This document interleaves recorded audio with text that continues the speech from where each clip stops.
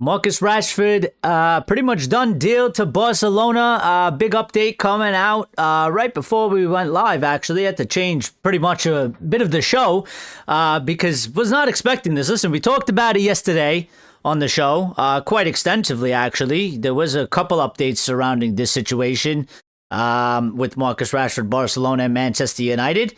I sort of pessimistically said yesterday, and I guess I was wrong on this, but, I wasn't too confident that Barcelona, I think the words that I said was they need to be a real football club and be men and follow through up on the agreement that they first agreed to when they decided to take Marcus Rashford out on loan. And I said that, I kind of felt like it might be one that maybe gets dragged out, unfortunately, but we've gotten significant update today, okay? And this is coming from Barca Times and a journalist, followed by Fabrizio Romano, by the way. He's a Spanish journalist. His name is Sergey Solé. And he came with breaking news saying Barcelona have reached a full agreement with Marcus Rashford to stay next season. The remaining step is finalizing the £30 million fee, although I think it's euros, but here it was written in pounds, to Manchester United, structured in three £10 million installments over 3 seasons. I've seen that it's 30 million euros. Here it's being reported as 30 million pounds. We got to figure out because obviously there's, a difference. But Mundo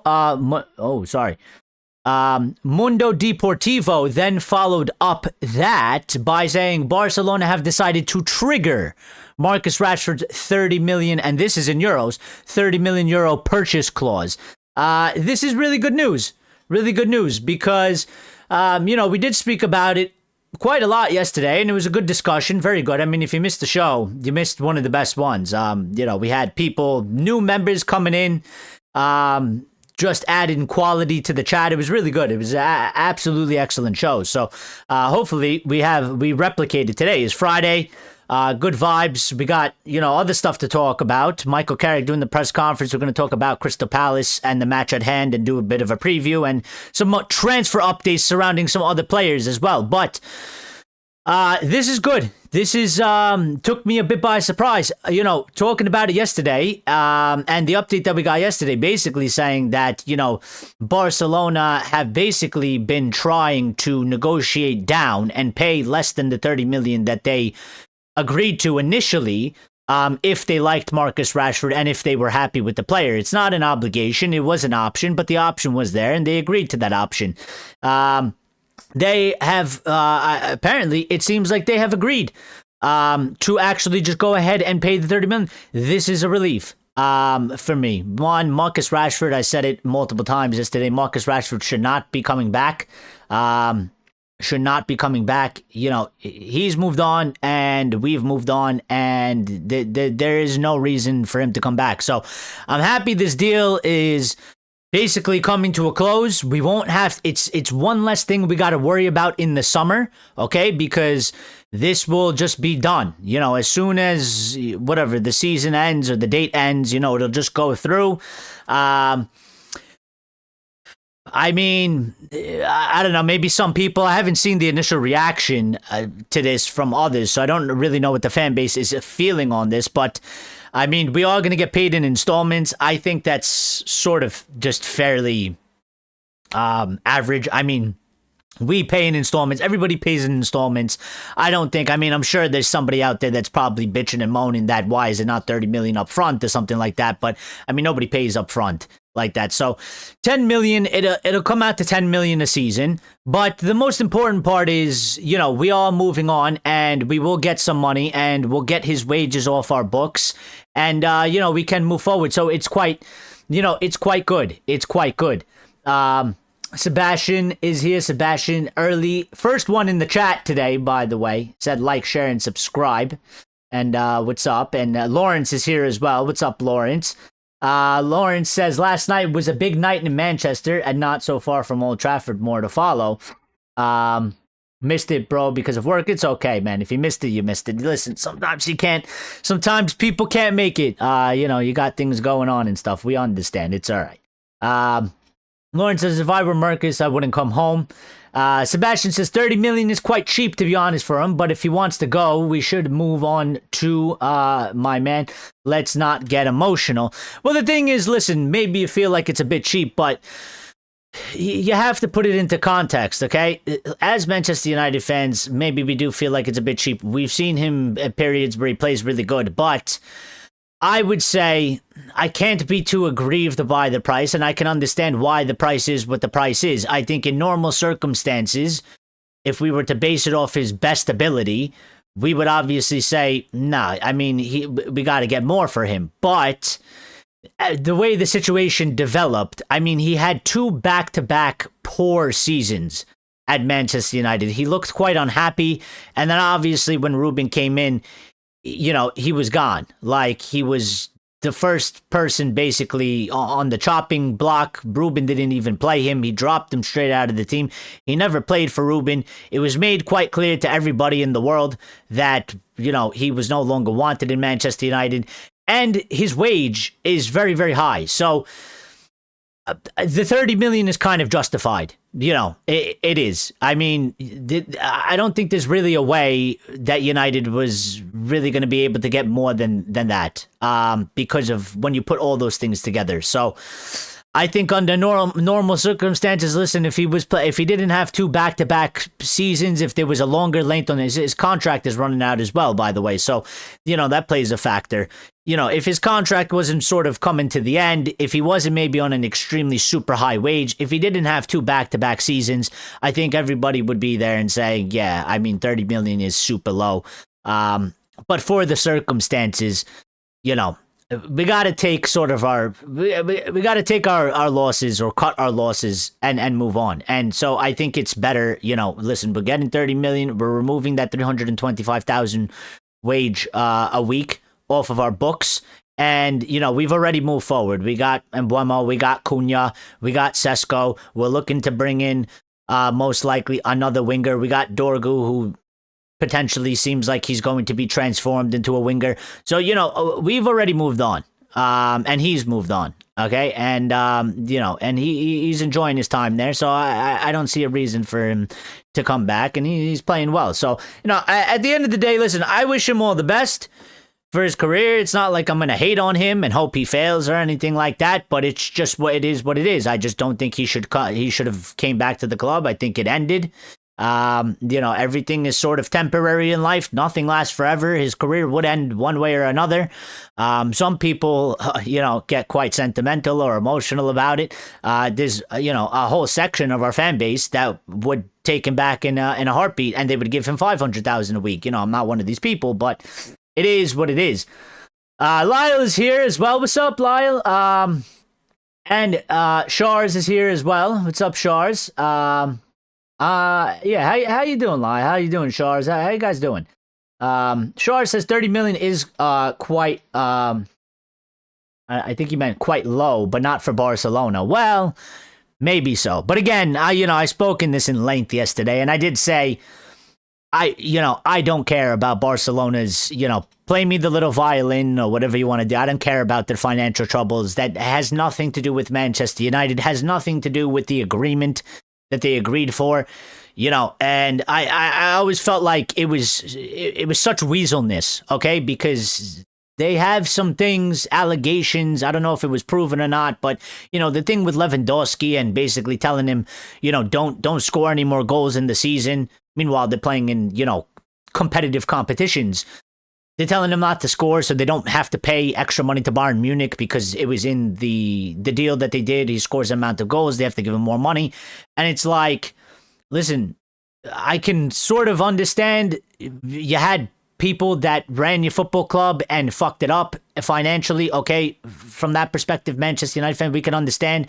But at the same time, like, you're doing, I see it as like, you sort of turned into scammers, like, because you fucked up your own situation, okay? You now are going to try and, like, do dirty, shady business with other football clubs. You're being sneaky, okay? If you can't afford Marcus Rashford in the beginning, boo-hoo and cry to somebody else. You know, if you want him, figure it out. We shouldn't have to pay for you to acquire the player. All right. So I'm glad. And I said this yesterday. And I said it a few times. And I said, I'll give Ineos credit where I feel like they deserve credit. And I'll give them criticism when I feel like they deserve criticism. And on this part, I give credit to Ineos because I 100% can almost guarantee, and it's in my opinion, but I feel very strong about this. If it was Ed Woodward, if it was Richard Arnold, if it was these previous sort of regimes running this, we would have sold Marcus Rashford for like 15 million. 100%. Barcelona would have played them, would have cried them, the victim, and we can't afford them, and they would have played hardball, and maybe they would have got Marcus to play a little bit of hardball, and these guys, weak, spineless, they're clueless. They would have panicked and been backed into a corner, or they would have tried to bring him back. Maybe they wouldn't even have let him go. You know what I mean? So Ineos stood strong on this. They did, because this is the agreement they made, and it is what it is. Whatever. That's the initial agreement, and it should be followed through because he's done well for them.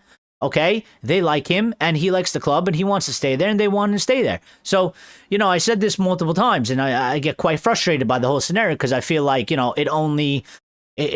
would only happen to Manchester United that they would try to do some, finagling where they're going to test the waters on us to see if we're weak or something like that, where maybe they can get away with paying 20 million instead of 30. And I was like, well, listen, if this was a deal that they did with Manchester City or somebody else, you could almost guarantee that,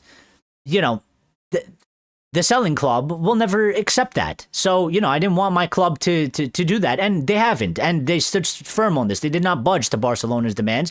And it seems like Barcelona has now just accepted it. And you know what? They've actually be a good moral club to a certain extent, and just said, okay, let's just get the deal done. You know what I mean? So it's good. It's good. Brown Knight says, what did I miss? Not much. We just announced Marcus Rashford.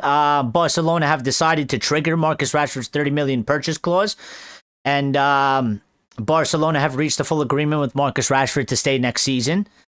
So it's not, it's not signed, dot on the line. I think there's probably some minor details between Manchester United and Barcelona that have to be finalized and then pen to paper. But this is basically, I would say it's probably 90% done or whatever. It's a massive update because the updates we were getting before was that Barca are holding out, and it looked like they were potentially going to drag it out, and it's going to be this saga thing. Now, fast forward one day later from the show that we did yesterday, and they basically, have stopped doing that and said, all right, listen, we'll pay the 30 million. Maybe work with us. Let us pay it in installments or something like that. We'll see what the actual final details are. Sebastian says, please don't remove the Carrick Jesus until we lose one game. Yes, I think I will stay. It will stay until we lose. If we don't lose, he stays. So, I think that's what we're going to do. We'll keep the miracle going as long as it lasts. Or maybe we just keep it to the end of the season. We'll see how far it takes us. All right.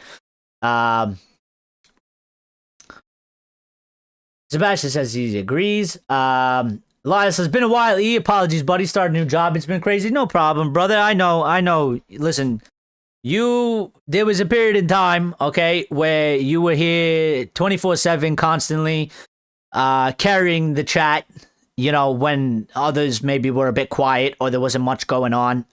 So, it is what it is. People got things, like I said, Sebastian missed the show yesterday. People got things going on. You guys always come back. You guys always still support when you can. So I get it. It has been a while though. And I have missed you being here, to be honest. It does feel, slightly a little bit different without you here, but, it's always good when you come back. And, yeah. We have a good open dialogue, so I wasn't too worried. I assumed, if Lyle hated me or something, he had a problem, I'm sure Lyle would come to me and say something.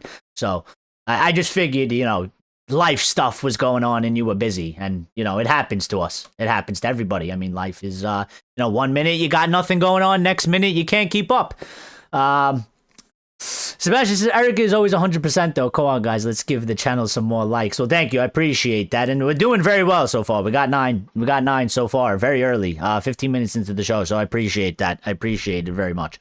Mr. Renoso says, you ever loan something to somebody and then they start getting shady about returning it and start dangling the offer of buying it off you, and they just drag it out? That's what this reminds me of. Yeah, I mean that's really what it is, and that's why I never really liked it, and that's why it bothered me, because it's just, you know, I say shady. There's probably another word that probably describes it, you know, excellently, but to me it's just like, it almost is like you're dangling a carrot, you know, in front of the horse.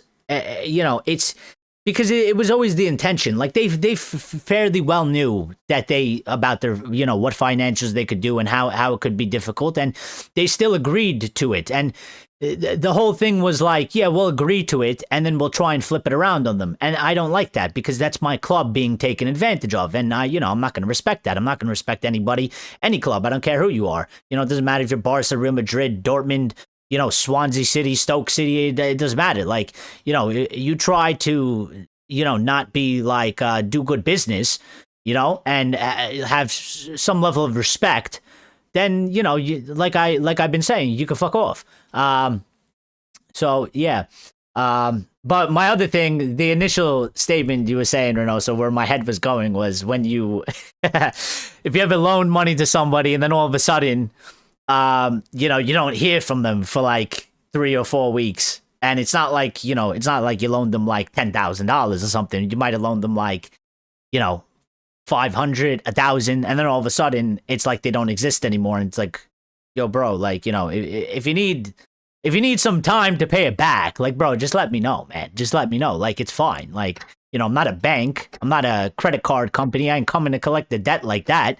Just let me know. Like, even if you got to give me $50 a week, $50 every 2 weeks, $50 a month, whatever it is, you know, just don't go missing like, you know, you got kidnapped or something. So Brown Knight says Villa dropping points against Wolves today, still 0-0 with halftime. I didn't even know. I should have known.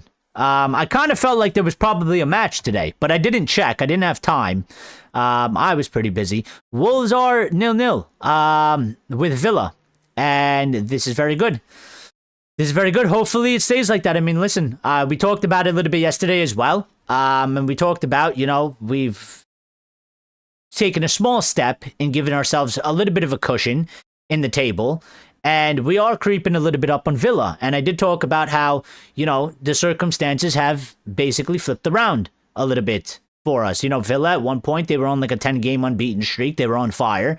And, you know, they made the progress that they did, and they started making the gap quite big. And they looked like maybe they could go challenge for the title. And they've fallen off to a certain extent. And, you know, they're sort of on the decline now. And we are, like, you know, right behind them. So listen, if they draw this match, they'll be on 52 points and we're on 48. If we go and do the job that we expect our team to do and go get this W, go get these 3 points against Palace, okay, we'll be on, what is that, 51? We'll be on 51. So we'll be 1 point right behind Villa, 1 point right off of third place. And, you know, we talked about, you know, if Carrick finishes in third, to me, that's exceeding expectations. I mean, the beginning of the season on the Ruben, we said we would probably do well to get 5th or 6th coming off last season. We need to get back into Europe. Then when we got near around January, a little bit before, we're like, listen, we had a couple opportunities to take 4th. We were worried that we keep slipping up. How many more chances are we going to get? But it was still there. And we're like, we can get 4th. It's there. It's attainable. It's just about if we're going to do it or not. Carrick has come in and, you know, he's changed it around, and you know, we're 5 wins and a draw, undefeated, and we're rolling, you know, and Villa is slowing down, and we've picked it up, and, you know, we're making strides here. So somebody, chat, keep an eye on the game for us and keep us updated, because it is a big one. It is important for us, and hopefully they drop some points, and tomorrow will be absolutely, even more massive. We really should get the Mateus Mane guy. Well, maybe we do. We'll see. We'll see what happens. I mean, there is a lot of names being linked to us. Yeah, as usual, as always, in the life of a Manchester United fan and just Manchester United in general, the club. So, Rodgers should be sent off for that shove. I don't know. I don't have the match on. I can't see it, so I gotta watch it later. We need to refresh some work on the channel. We'll DM you soon. That sounds good. Sounds good. Yeah. We could probably use some updates and stuff. Click the link in the Discord, peeps. We have fun over there. Link in the pinned description. Yes. I've been trying. I think I figured out, by the way, that link should be permanent from now on. Okay, that link should be permanent from now on. I figured out how to make it permanent because it used to expire. So that link that I post in the chat that's pinned, it should be permanent. I think I gotta update the one in the description of the channel, and I gotta be more on point with posting it underneath when we end the live shows. So, and Lyle has sent 5 Red Devil Experience gifted memberships. Thank you, Lyle, man. You are the best. Big shout out, everybody. Big up Lyle. I mean, that's amazing. And if you did receive one of those gifted memberships, shout out Lyle. See, Man United Planet got one, Hesty got one, DJ got one, and Dan got one, and Snap Meme got one as well. So big up Lyle, man. That's huge, man. Thank you, I appreciate that. And if you received one, thank Lyle for that as well. Legend, absolute legend. What a way to start the Friday show, and sort of what a comeback for Lyle as well. But we do. We gotta pivot a little bit. Okay, let's get into the discussions, and we'll freestyle. We'll circle back around to the freestyle towards the end. But I want to get through some stuff. Michael Carrick doing his press conference. Okay, and he did update us. Massive, Lyle. Thank you. I appreciate that. That's huge. Mic drop. So hold on. Let me pull up the proper quotes, okay? Because some United aggregators, they actually give you the full quotes and they give you the full thing. Some of them, they only give you bits and pieces of it. So I want to get sort of the full thing. If I can find the account that I was reading before. I don't know why I don't bookmark them. I need to bookmark them. It's not on this one. Is it on this one? And they're all named the same, like United Exclusive, United Report, like. So I get them all mixed up. Maybe it was this one. Okay. All right, I got it here. All right, so Michael Carrick.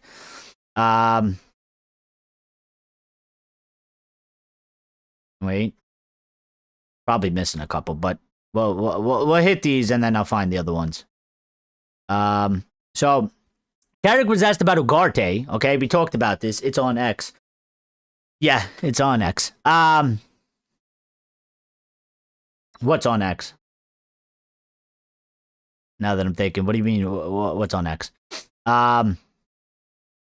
Carrick on Ugarte, okay? And we talked a little bit about Ugarte yesterday, and I still feel like he's one that's probably going to get sold. I think the two right now out of, what we got, the link you're searching for. Yeah, it's on X. Like, I follow these accounts and, the aggregators, and each one of them are different. Sometimes they post half the quotes, you know what I mean? But there's one that I saw this morning when I was looking at it. They posted the full thing, and I was like, I want to use this one for the show.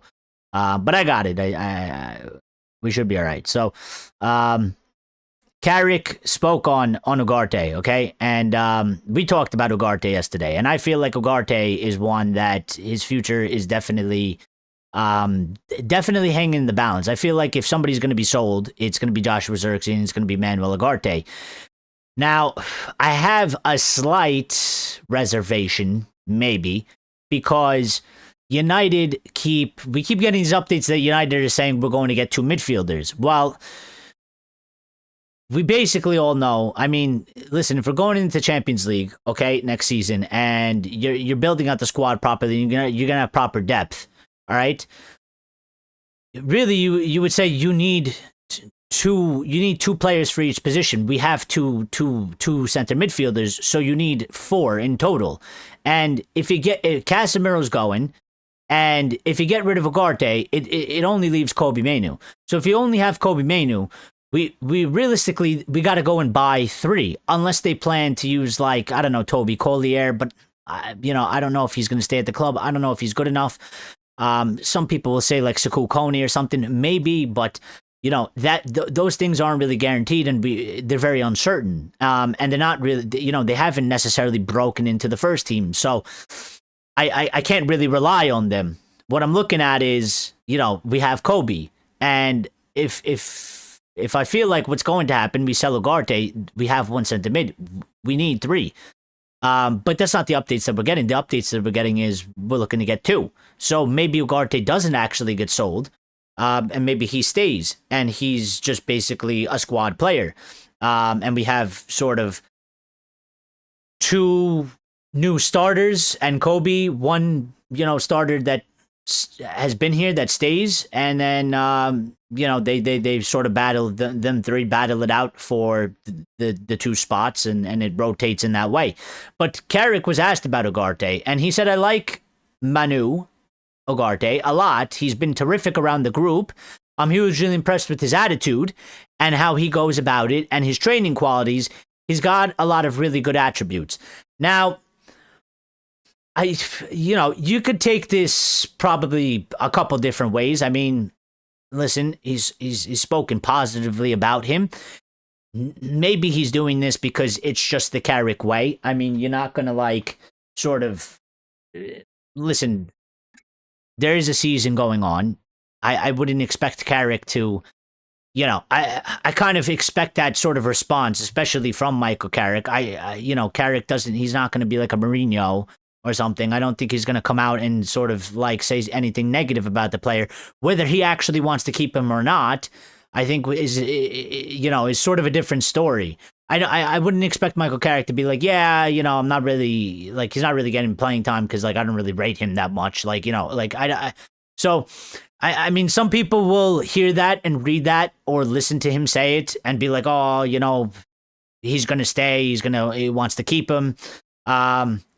But I kind of feel like it's just a regular basic response. I mean, what else is he supposed to say? And we've seen this before as well.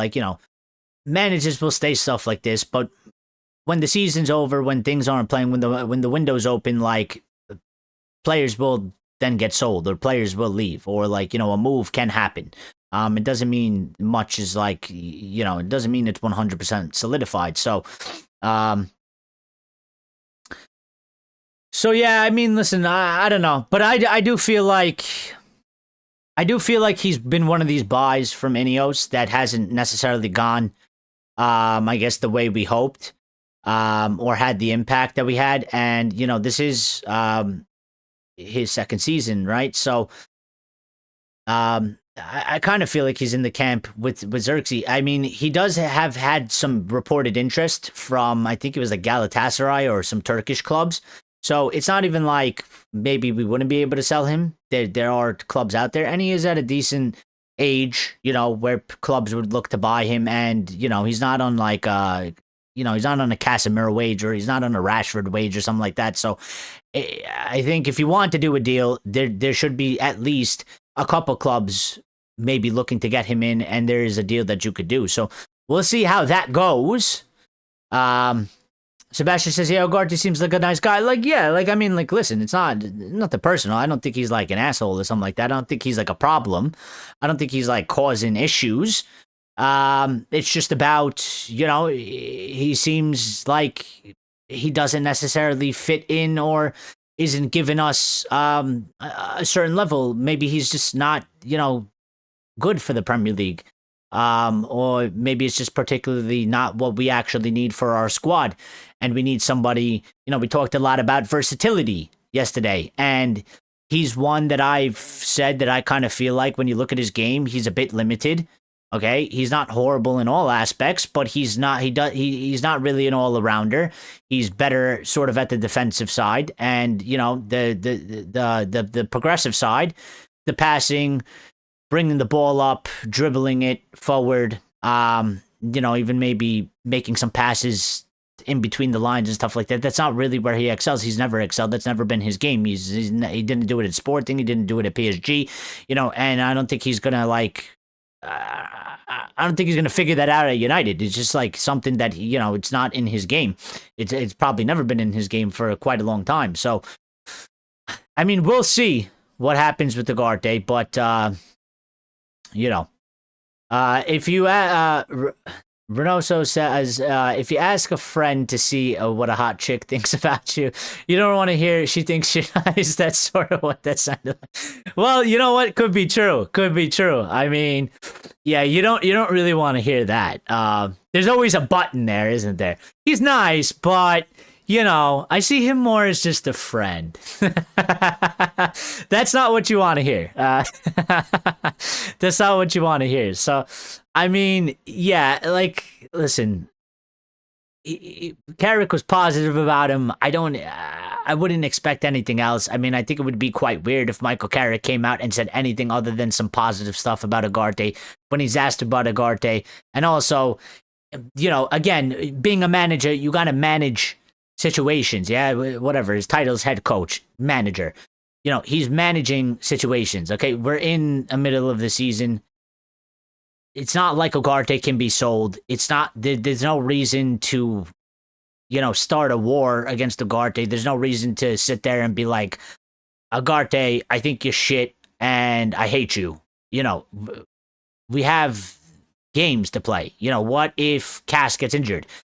We're gonna need Ugarte to play. You can't demoralize a player. You gotta sort of keep them going, at least for the time being. I know it kind of maybe seems a bit like, two-faced or sneaky, but it's just the reality of the situation.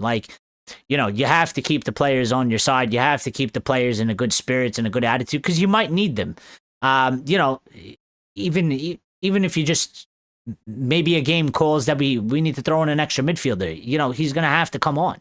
We're gonna have to use him. So I don't really expect anything less than that. But I feel like some people will hear that and be like, oh, that means that he's gonna keep him now. He doesn't want to sell him and stuff like that. I don't know. But we did get updates about De Ligt, and we did get updates about Mason Mount, and they are not, I guess, per se, super positive. Unfortunately, they are sort of a bit the same as they've been. Carrick was asked about De Ligt, and he said that, it's the nature of the injury, the back problem, that makes it difficult to estimate how long it will take to heal, but he is clearly improving. So with those remarks, De Ligt is still far off the pace from returning, which is, just not good news. It's unfortunate. It's unfortunate. It's not what you want to hear. What you want to hear is he's returned to grass training and he should be back soon. But he's not even at that point. So, it's just one that is unfortunate. But it is one that, I don't know. We got to deal with it. And I think, listen, unfortunately, I really like De Ligt, and he's a really good player. Yeah, but we've spoken about this numerous amounts of times, and, it goes for anybody. It's not like a targeting thing. It goes for anybody, and it goes for everybody.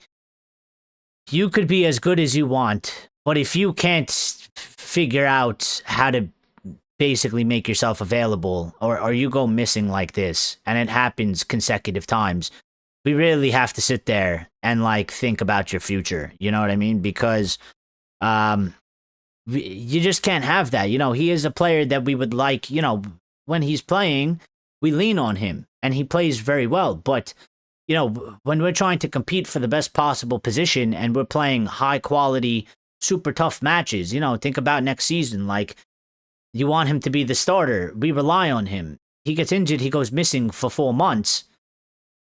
And it's well, now we got to sort of sort ourselves out, and it's not ideal. You don't really want that. So I think it's a bit unfortunate, and I think for me, I'm coming to the conclusion that for De Ligt, I think next season is going to be a big season, because if something like this happens again and it's at the same level or it's worse, I think we really have to sit there and be like, listen, we probably have to move him on, because we can't have this in the squad. We can't have somebody that goes missing like this. We need all the players that we can have for the longest period of time. I mean, that's what's going to make us survive through these seasons that are long, and the matches come thick and fast, especially next season. We'll be playing 2 to 3 games a week. We're going to need as many players as possible. We need to be able to rotate as properly as possible. We lose a center back, it's one less guy that we can use to rotate. Now we're putting more workload onto the other center backs, and this is how injuries start cascading, because now they have increased playing time. They're more increased injury risk, and then you end up losing another center back. Now you're down 2 center backs, and it's looking quite bleak for the squad, and the squad's starting to get quite thin. And we really just can't afford something like that. So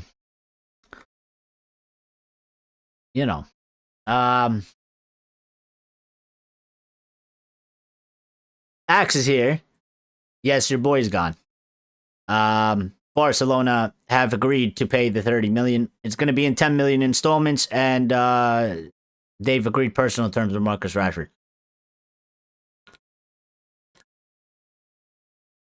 Has De Ligt gone mad, or what are you talking about? I'm talking about the fact that De Ligt was supposed to be originally out for 2 weeks, and he's been out for over 2 months now. And the update from Michael Carrick about De Ligt's injury from the press conference today is not one that's like a positive sort of update. It's, he's still sort of far away from it.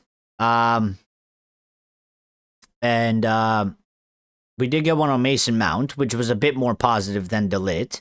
Okay, but he's sort of another one. And we had high hopes for Mason, because he was staying more fit, and Luke Shaw was staying more fit, but Mason has sort of went back into a little bit, slightly. He got this injury. He's missed a few games now. I don't know how long it's been, but I swear these guys do a terrible job.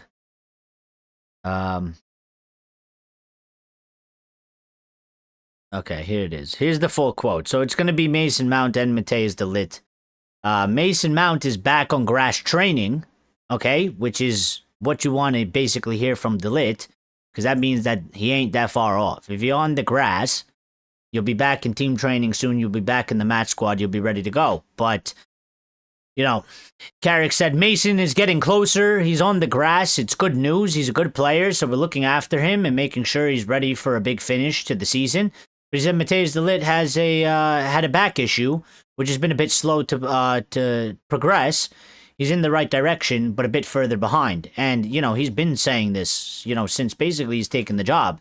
You're talking about right there, that's at least 6 matches, and it's going to be 7 now, because we got a match coming up, and that's just under Carrick, So it's something that you gotta, we definitely have to look at it. I mean, last season he missed a decent chunk of games, Matthijs de Ligt, okay? And this season it has increased with this back injury, unfortunately. And next season, if it's the same length as this one, because this is a really long time to sort of be missing, and especially when they initially told us it was only going to be a few weeks, so he's had a bunch of setbacks, and he's not healing properly, which is not good. And if it gets worse next season, you really have to sit there and say, well, we probably got to move him on, and we got to go and get somebody else, unfortunately. So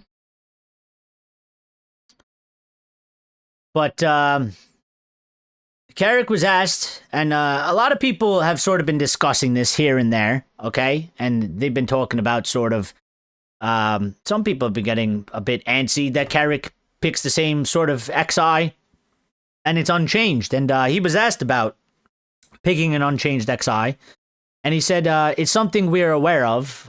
We've had quite a break before the last game. When there's a lot more games, we have rotation or having to change things physically. There are huge positives with the results we've had playing well and winning games, but a big awareness from me and the staff how important everyone is in the group. Even though it's the same players, game to game, we have tweaked things. Some of the front players have changed in different positions.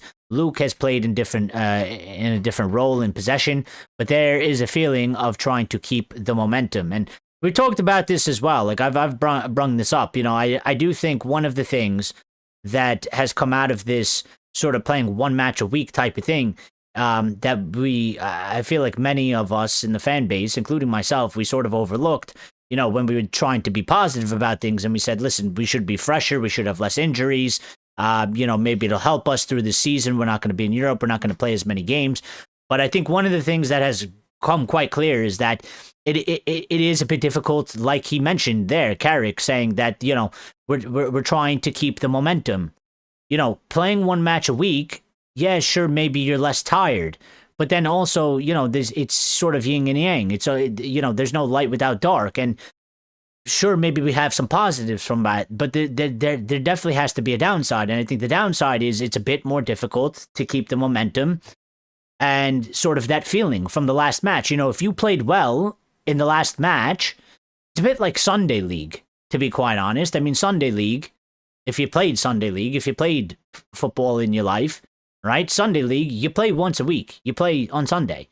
Okay? If you had a really good game on Sunday, 1 week later, it's, you know, sometimes you go into the match and you feel a bit awkward. You feel like you remember how well you did last match, but it's a bit hard to roll over the momentum. Whereas, you know, if you're playing a match on Tuesday and then you're playing a match on Saturday and then you're playing a match on, you know, Wednesday, and you're almost playing like 3 games a week, it's a bit easier to just continue the momentum, especially if it's positive, you know. And when it is positive, you want to keep that ball rolling. You want, you know, as many matches to come as possible because you're just keeping that momentum going, and you're pretty much just flying. You know, obviously, if you're playing like shit, you know, you're begging it to stop. You're begging for a break. You're begging for a reset.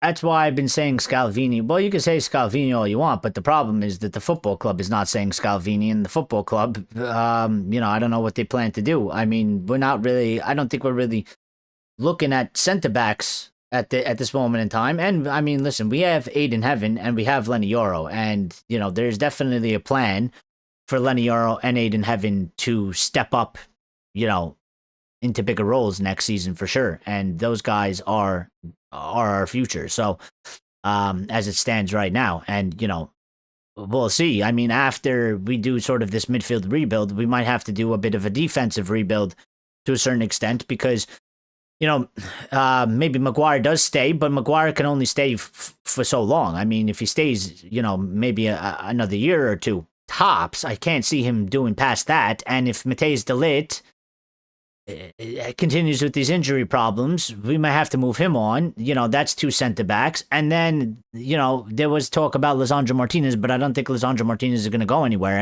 as long as he doesn't, you know, have a sort of another bad major injury, which, you know, he's had a minor one. And I don't think anybody's asked Carrick about Licha, and I think that there was pictures of him in training, so I think Leach is all right. I think it was actually very minor, and you know, I haven't been able to find an update about Licha, so I don't know if he'll actually be, you know, part of the squad against the match against Crystal Palace, but it doesn't seem like, you know, it's not going to be one where we're not going to see him for a month or something like that. You know, maybe he doesn't make the Crystal Palace game, but if he doesn't make the Crystal Palace game, I expect him fully to be back for the next one. But you know,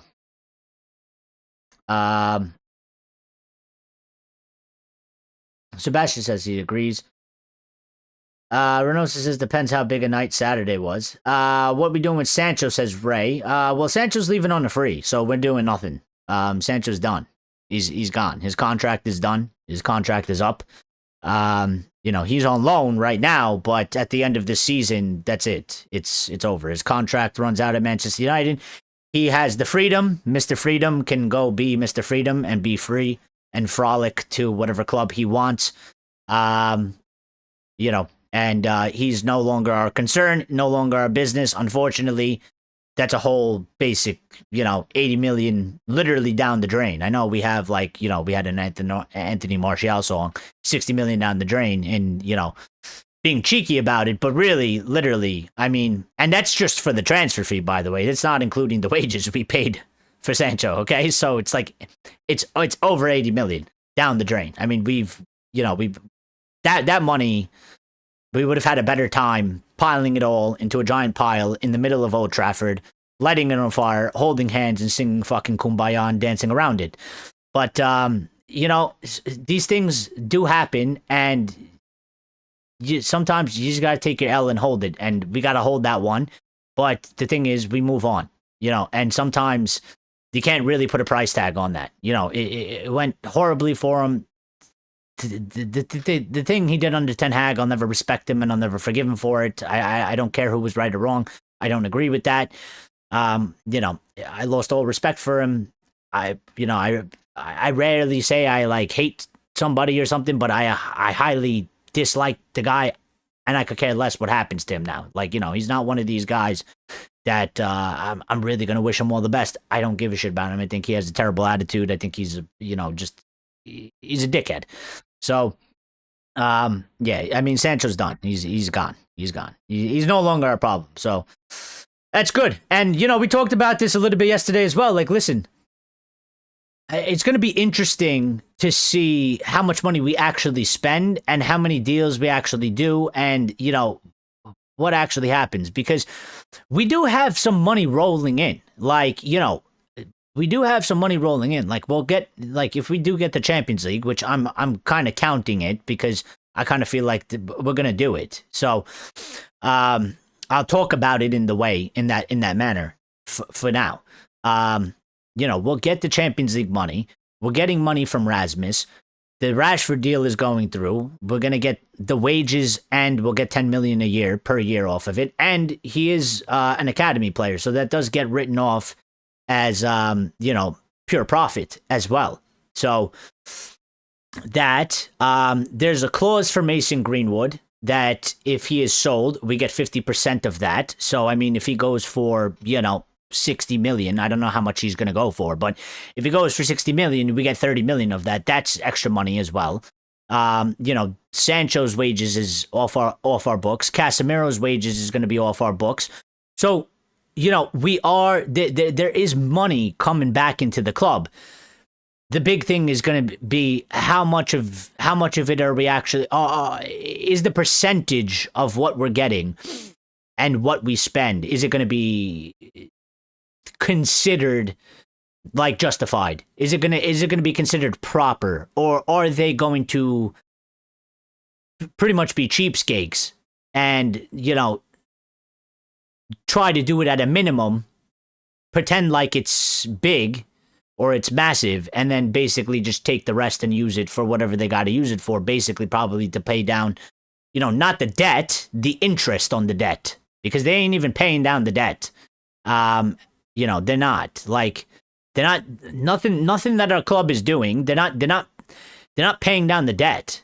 We're making payments on the interest on the debt. So, and the debt is being financed through loans to the bank, which they're not paying off. So, I don't even know what the real plan is about that. I mean, they don't have to pay it back. They don't want to pay it back. They just want to leave it on Manchester United. But I would assume somehow, some way, I mean, that debt has to start going down somehow, whether they want to or not. I mean, I don't really know. Ray says Wolves up 1-0. That's fantastic news.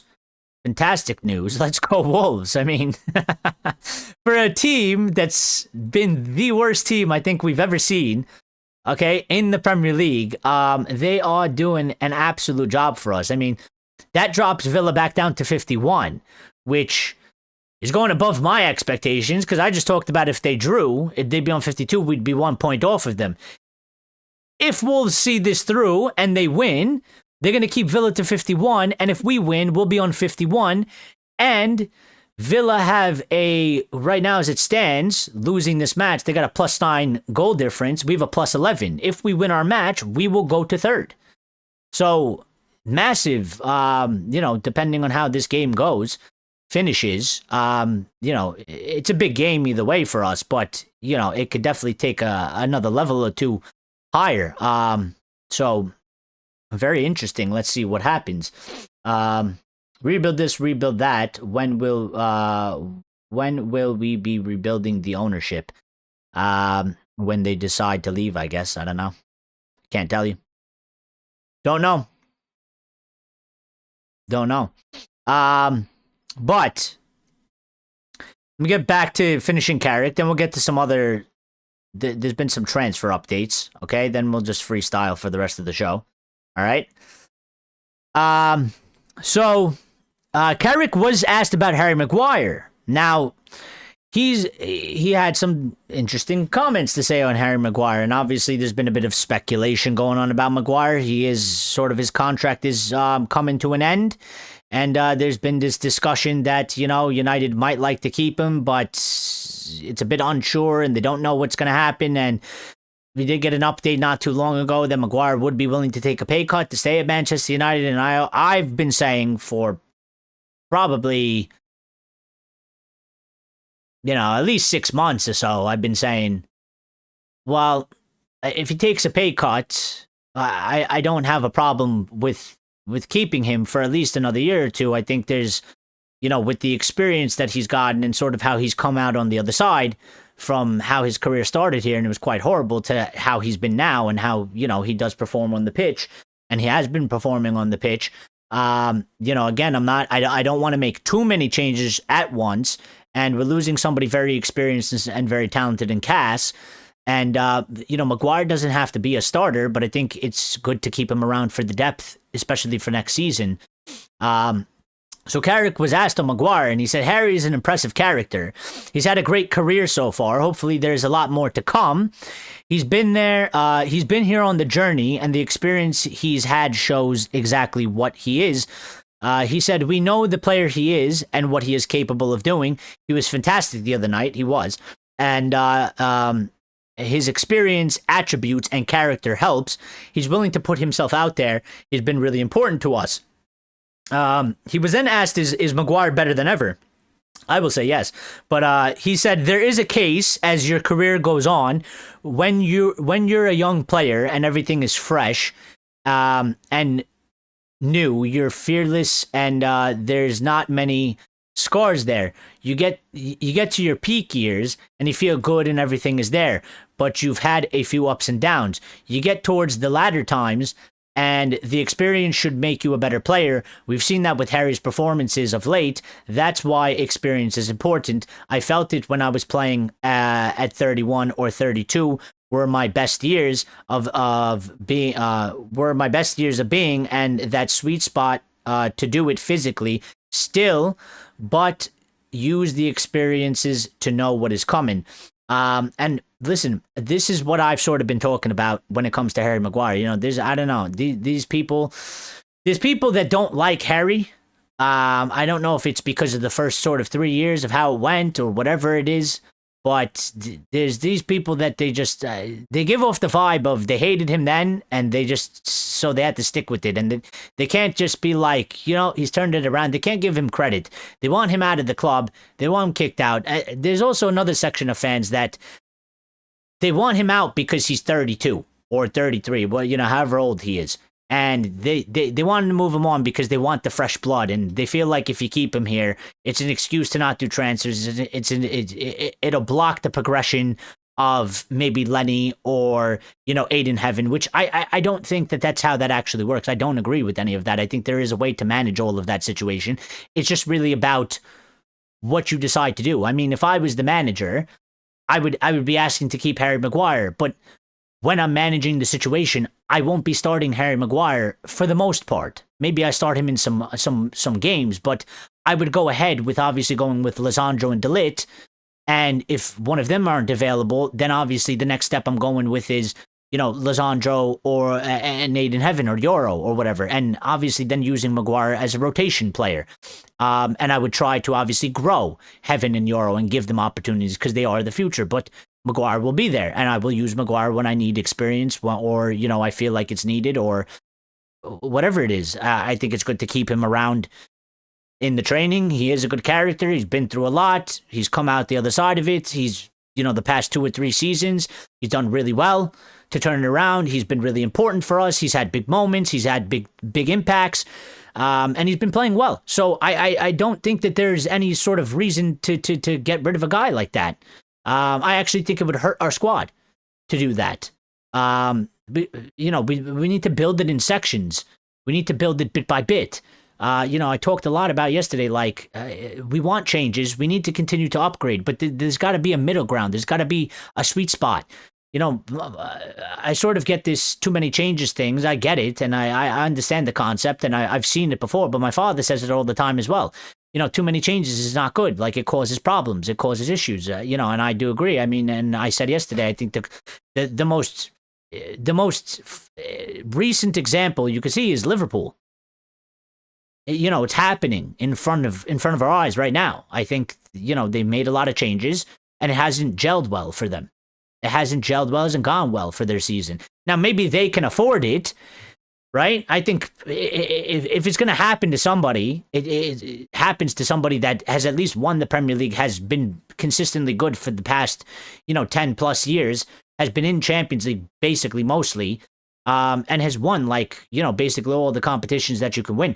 If you're gonna fuck up a season like that, maybe a Liverpool or a City do that, But for us, we can't afford that. We can't afford to do that because we've been up and down. We've been all over the place. We've been, we are at the point now that this is this is pretty much like the last shot, I guess. We're either gonna find an answer and get some cohesion and build a strong spine and build a strong core, or it's going to fall apart again and we're just going to keep continuing to fall backwards and fall further behind. And we can't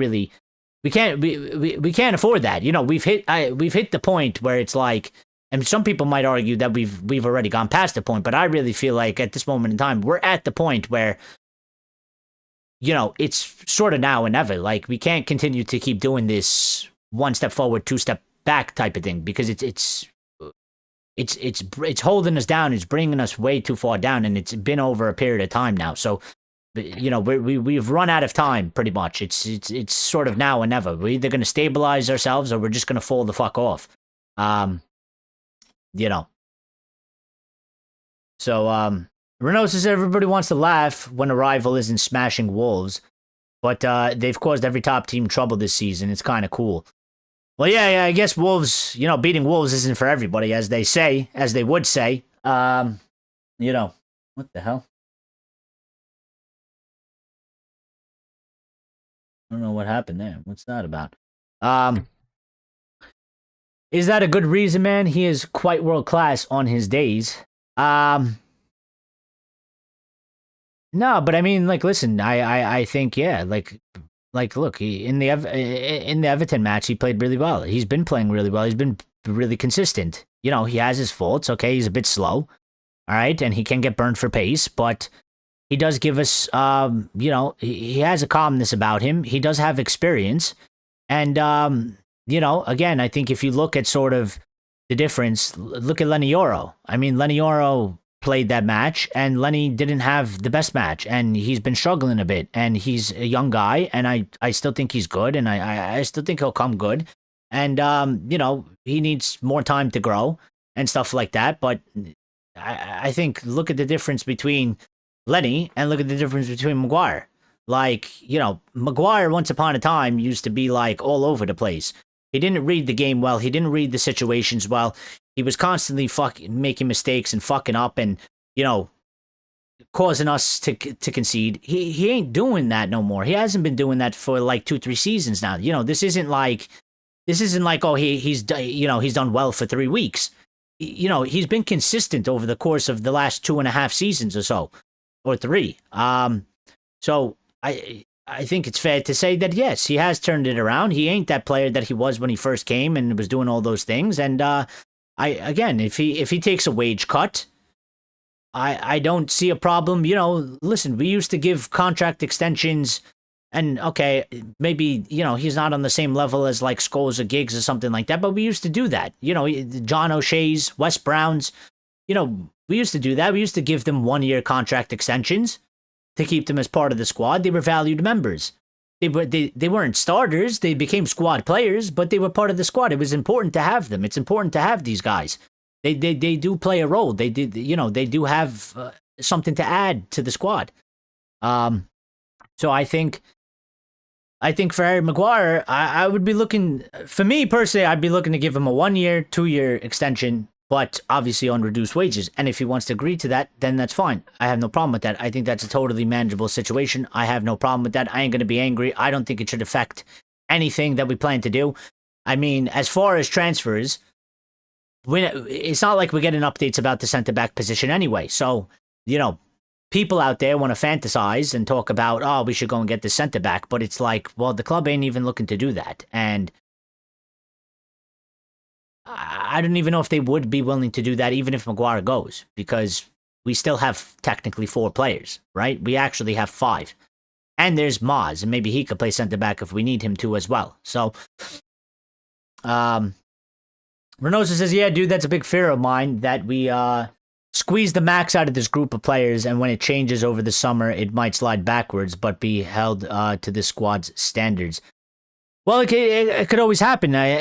Building a squad is quite delicate to a certain degree, and that's why you have to have a plan for it. And listen, maybe, and I've been saying this a little bit, like maybe Ineos have a bit of a method to the madness, because they seem to be doing this. They seem to be building out the squad in sections. I mean, the first thing, they sort of grabbed a couple players in different positions. They sort of got one here, one there. One at centre back, maybe one at right back. I think it was like one in the attack or whatever it was. They kind of did one in each position. But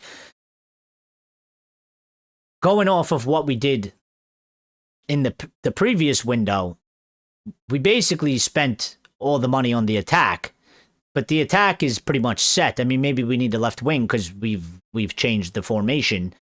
We changed the system, and we need another wide player or something like that. But basically, the attack, for what it is right now, we don't really have to worry too much about it. It's massively improved. It's done way better than it's done in the previous 2-3 seasons, for sure, 100%.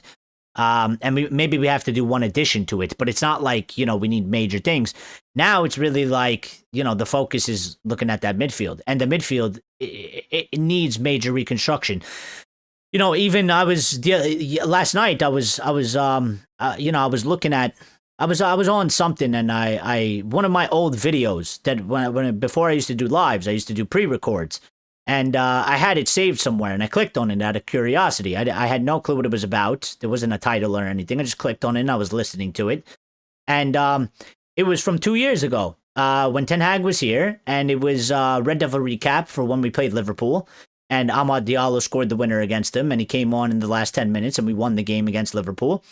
And, even in that, we were having a conversation. I was talking about the midfield needs to be upgraded. It needs to be improved. So you go back 2 years, that the midfield was, we were talking about the midfield, and the midfield was an issue. And we did get Ugarte along the way, but it's aged and it's changed, and we haven't really done what we did for the attack. We haven't done it to the extent of the midfield, which is what Ineos is apparently looking to do.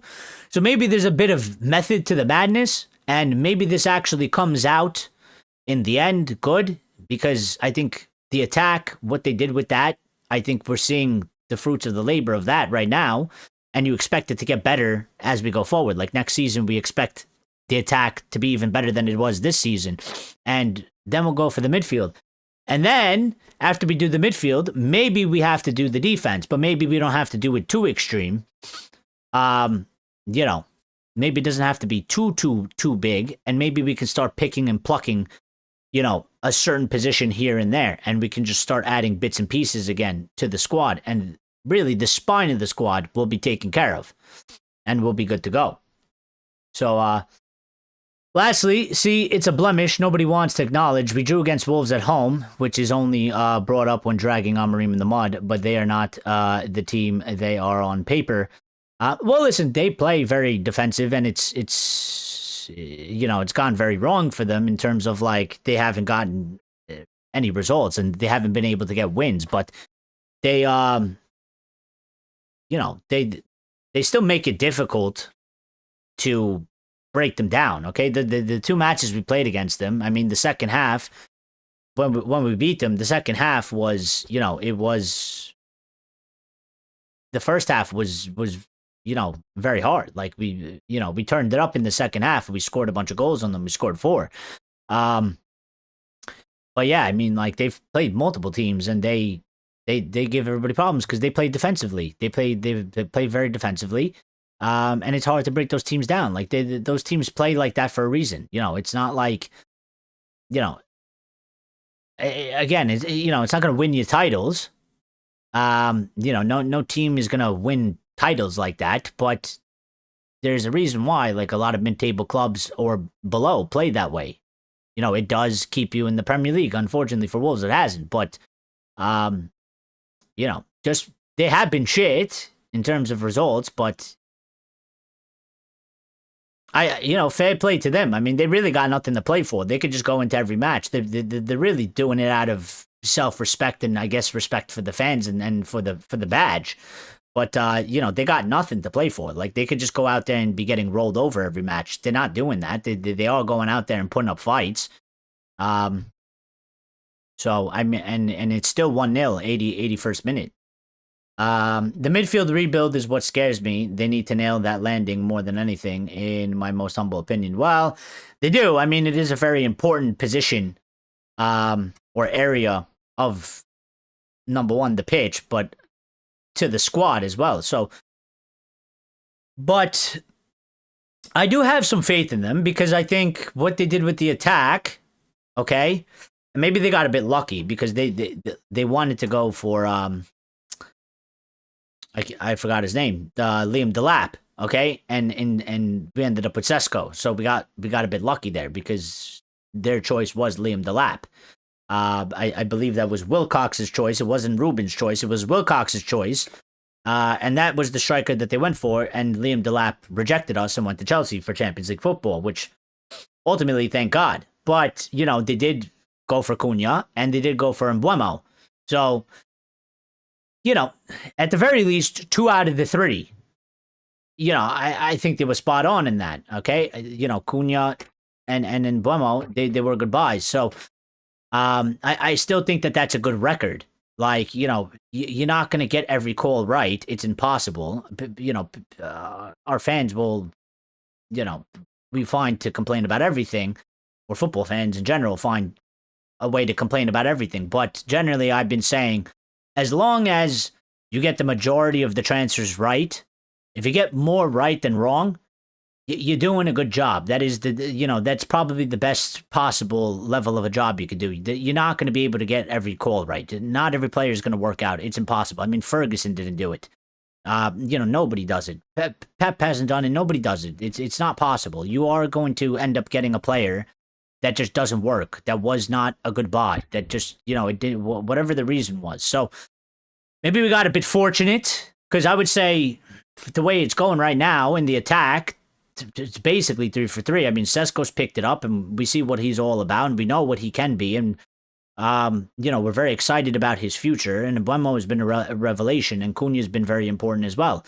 So, I do have some belief. I've liked the profile of player that they've gone after and been looking at. Okay, so I think that they will get at least a good portion of it correct. I just, I hope the 2 players that they get, the midfield is very important. I don't think we can go 50, we can't go 1 for 2 on that. We kind of do really need to do 2 for 2, but I do have a bit of faith in that area in terms of when it comes to looking at the profile of player and bringing in the sort of player that has been good for the team. For the most part, they've gotten that right. They've gotten that right. So we'll see how it goes. But yeah, it's very important, and it's going to be massive. And if they do get it right, we're going to be in a very, very good spot because we could just start actually moving forward. It is a bit sort of anxiousness because we need to get that correct. We can't really afford fuck ups, especially major ones. And these guys that we're looking to get in the midfield, like they ain't going to be that cheap. So we need them to, to come good for what we're going to pay. Because it's not like we're signing them for 30 million or something like that. They're going to be 60 plus. So whoever we end up signing, whether it's Baleba, Elliot Anderson, Wharton, or whoever else, let's hope that they hit that, the nail on the head with that. But we'll see. But Carrick was asked, and we'll talk about the Crystal Palace game in a couple minutes here. Okay, but Carrick was asked about Sesko selection debate, because obviously there's been a huge debate about Sesko and him being picked or not picked. And Carrick had this to say. He said, the whole thing is a real positive. It's certainly not a decision that is one I look at in a negative way. We're playing well as a team. We're not getting carried away and thinking that carries on. The forwards have scored a good number of goals. Ben has been so good in so many ways. It's really not a drama. It just shows the quality of Ben has got. If he starts the next game or the one after, it is what it is, but he's doing so many good things. And I do sort of, I mean, I agree and I understand what he's saying. And I still kind of feel like with the way he's been performing and coming on, I kind of do feel like he's really pushing the envelope in terms of an argument to be like, okay, have a go, son, from the beginning of the match. You're going to start today. Carry it through. Let's see what you give us. But at the same time, I do understand, like, listen, I mean, it's kind of like it ain't broke, don't really fix it. And he's gone with the team that he's gone with. And we've been starting matches the way we've been starting matches, and he's 5-1-0. He's got 5 wins, 1 draw, and 0 losses. So I can understand why he's also maybe not making that change. And, it's a bit difficult. Like, what if you put Sesko in and it just doesn't come off the same? You don't want to kill the guy's confidence. But I trust Carrick on this, and Sesko seems quite, bought into this. Like, I think he's bought into Carrick, and I think they have a good, like, understanding between each other and respect. And I don't think you really see, like, Sesko's not sulking. It doesn't seem, he's not coming across as like it's turned into like he's got a poor attitude or he's like very dissatisfied because he feels like he should be starting and he's not starting. Like, Sesko is just, he's another one of these guys. Like, he's a team player, in my opinion. Like, he has a good attitude. He has a good positive mindset. Like, does he want to start? Of course. Does he want to play as many minutes? Of course. But he's not sort of letting that get in his way. Like, okay, I'm not starting, but I know I will get put on as a sub. When I get put on as a sub, I'm going to go make a fucking impact. And, he's been getting it done in that way as a substitute. He's had huge impacts over the last, few games under Carrick and stuff like that. And he's looking a lot sharper. And he's one of these guys that, like, he's just putting in the work. He ain't like, he ain't really that flashy. He ain't doing, once upon a time we had weird social media shit and it was all talk and no action. And I think it's quite the opposite. Like, Sesko is not a guy he's not really on social media a lot. You could tell that from his account. I don't even think he really runs it. It's very minimal. I'm pretty sure there was a report the other day that Sesko during the break, he went and he went to go do some like extra training on his own. Nobody knew about that. He didn't post it on Instagram. He wasn't flaunting it around. He just, there's no messing about. He's being utmost professional about it. He just went. He doesn't give a fuck about that side. It's not about the talk. The talk, he's doing it on the pitch. He went to go put in work. He did it. It seems to be paying off because it's he's improved for sure. And yeah, I don't think anybody that's trying to play into this sort of image, probably the media. There's this drama or there should be this concern or it's unfair that he's not starting or whatever. I think it's bullshit. I think Sesko understands the situation and I think he's, in a good positive mindset about it. And I think Carrick is managing the situation well and I think he's clear. And I think he has good communication skills and so I think the players are fine. I think the players are fine. So now, personally, I think with the way he's performed as of recently, I would be leaning towards giving him that opportunity. I feel like, I kind of get this from Ferguson during his time. I feel like,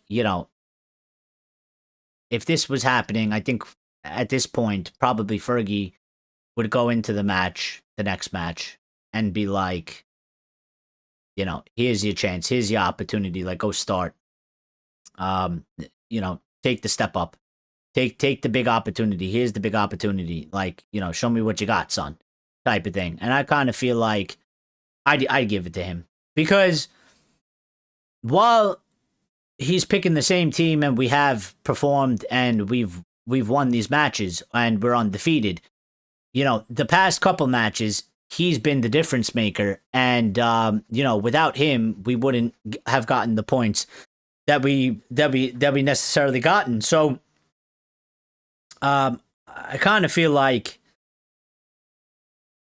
put him in and let's see how we perform from him starting the match. And maybe we just maybe the ball gets rolling, from the beginning of the match. And that way we can go on and do a very convincing, convicted win where, we do score a bunch of goals. He does add it's a different dynamic. He's a big guy. He's tall. He's fast. 6'5". I mean, I don't know if you watched that clip back. Okay.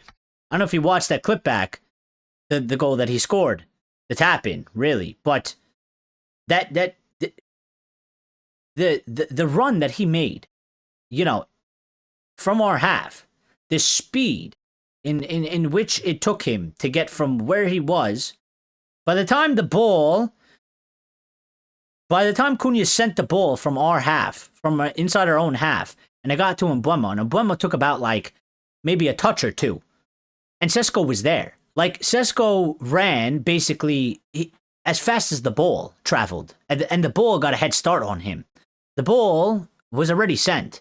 For him to make the run from all the way back there and get there, I mean, he is a 6'5" speed demon to a certain extent. It was crazy because I was watching it back and I was just like, when you deep it, that ball is kicked and he touched that ball. He actually got the ball, gave it to Cunha. Cunha sends that.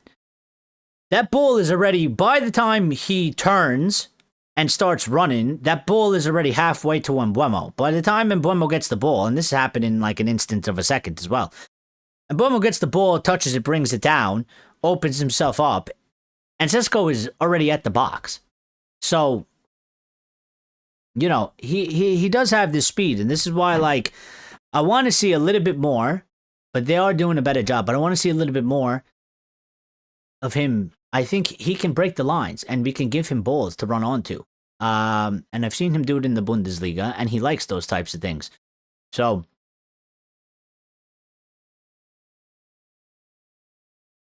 we'll see. He also talked about, he was asked about his attack, and somebody asked him saying, is he going to change playing a false nine? And he was like, Carrick basically said, he's like, we haven't played a false nine. He's like, Mbeumo Brian has been played high on the last line a lot of the time. He said, we played in different ways. 4 points in 2 games away from home isn't so bad. Being able to change it from the bench is a real strength. And that, it is a strength as well. Like, you listen, that bench, and I said it last time, the bench isn't.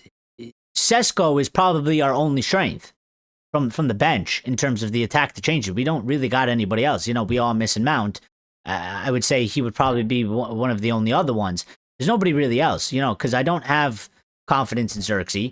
And, he's not really playing a lot. And I think his career is done here. But he doesn't really give me the same feeling, that like Sesko does. Like, when I'm sitting there in the match in Everton, and I'm like, all right, we need something. We need something to change the game. We need something that's going to have an effect. I'm looking at Sesko. I ain't looking at Xerxes. Sesko is number one up. And if Sesko comes in and maybe something similar happens, well, you would say maybe Cunha doesn't play or something. Because I think Mbeumo, has to stay as the winger if he's not going to play striker. And you're going to have Ahmad on the other side. Maybe Ahmad gets dropped. But whoever it would be, like if Sesko starts and one of them has to come out, well, if we need something to change in the game, I'm looking at that player. I ain't looking at anybody. The other guys, they ain't really doing it for me. Then we don't really have that many options for the attack anyway. Then you're looking at it and it's defenders. Defenders aren't going to change the game for you in terms of if you need to go and try and win it. And then there's Ugarte. And Ugarte is the same for me. Like, he's not going to help with if we need to score a goal. If we're looking to try and unlock the defenses and put the ball into the back of the net. So, it is a bit like it's a strength to change it from the bench, but it's not that strong of a strength because we don't really have many options. It's literally just one guy, which for this season, one match a week, we've been sort of getting away with it. We'll probably continue to get away with it as long as people stay healthy and fit from now till the end of the season. But, this is why the depth is going to be really important for next season because we won't be able to get away with this. If we had this sort of squad and we were playing in more competitions and then the level of opponent is quite strong, okay, I think we would suffer.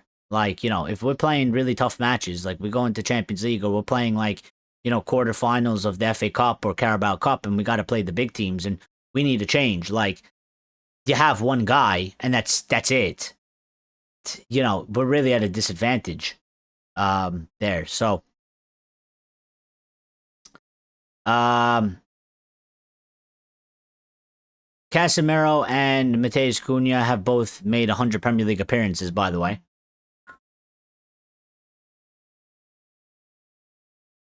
So there's that. There's that. And, we did get an update about Patrick Dorgo. I didn't see this, but I just saw it now.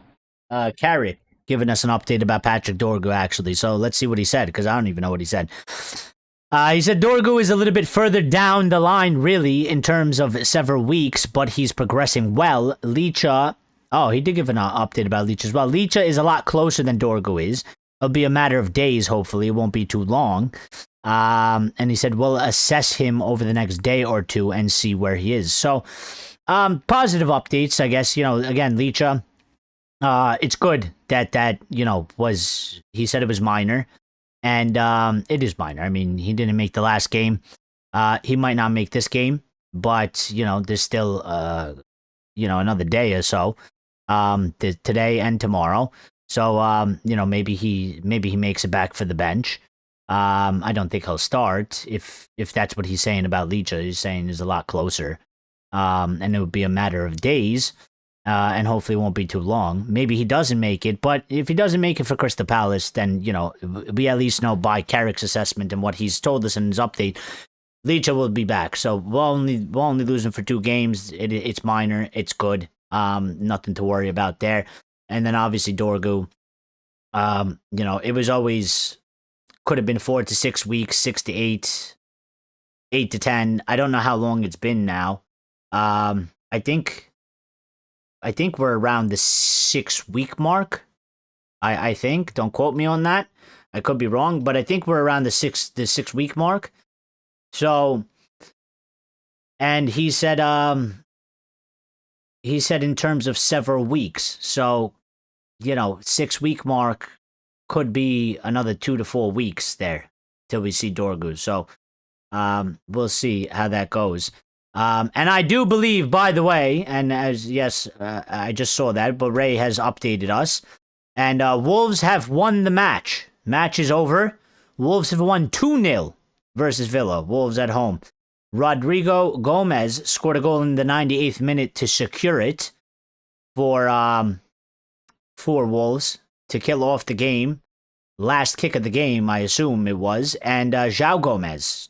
Both Gomez's scoring. João Gomez scored the first goal in the 61st minute. Really good result for Manchester United. Excellent result. We have a massive opportunity, and I guess this is a good time to sort of segue into the Crystal Palace match that we have to play. So, with those updates, we got basically all the updates out of the way. We got all those updates out of the way, okay? And we're fully up to date. So we know that, Licha probably won't be part of the team. So lineups, as far as this goes, all right, let's talk a little bit about the match at hand. All right, and we'll start with, we are on 48, Villa are on 51. We obviously have a match in hand. And if we win, we will go to third now. So, it just got a whole lot bigger, a whole lot more important, because we'll go into third. And that's huge. That's massive because, third, I don't even think we considered that once upon a time. So, and then City are on 56, right? And Arsenal, they played an extra match, so they're on 61. We're 10 points. Well, we're not 10 points. We're 13 points off of them, But let's sort of see how this goes. So, lineups, I think, obviously Lemons ain't going nowhere. Lemons is going to start. Okay, that's a given. I think Delo will start. It's probably going to be basically the same team. Maguire, Shaw, and, I guess, listen, he picked Lenny last time and Lenny played. So I guess he'll probably go with Lenny again. He could go with Aiden Heaven. Don't know. But with the way Carrick has gone with things, he picked Lenny last time. Maybe he'll roll with Lenny again because, he did talk a bit about a consistency and stuff like that. And since he picked Lenny, I guess pick Lenny again. It'll be his second match. He was a bit shaky, but, we got to see. Maybe he'll step it up for the next game.